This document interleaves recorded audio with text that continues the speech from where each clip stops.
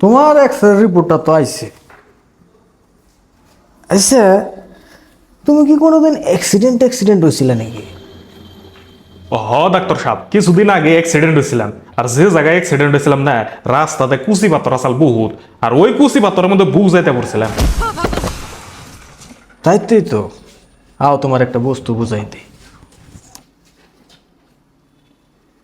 তোমার ঠিক এই জায়গায় একটা পাত্র ভাইসা রয়েছে, আর এই পাত্রের জন্য তোমার এত বিষ করে।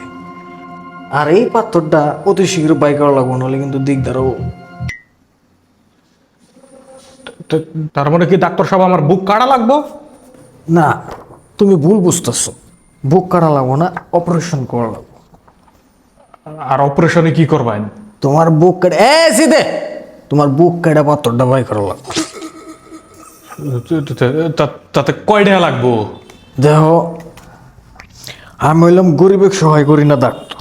আমি বেশি রেহা নেই না। 70,000 টাকা হইলে আমি অপারেশনটা করে দেখাম আর কি।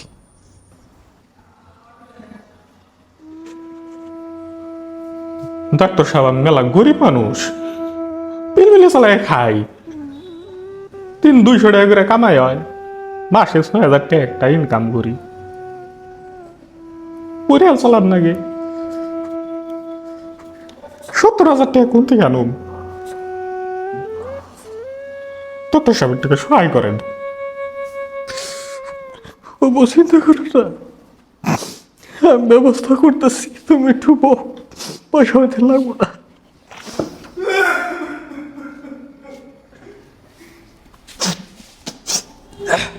তুমি চিন্তা করো না, তুমি একদম সুস্থ হয়ে গেছো। আমি পাত্রটা বাই করে হাল দিছি।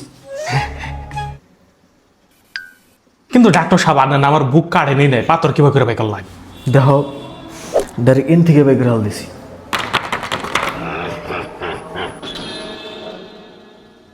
ওন থেকে বাই করলে কিন্তু পাথর বাইরবো। ফ্রিতে বাই করে বাইরাবো, না হইলে অন্য ডাক্তার বগুলো যাওগা।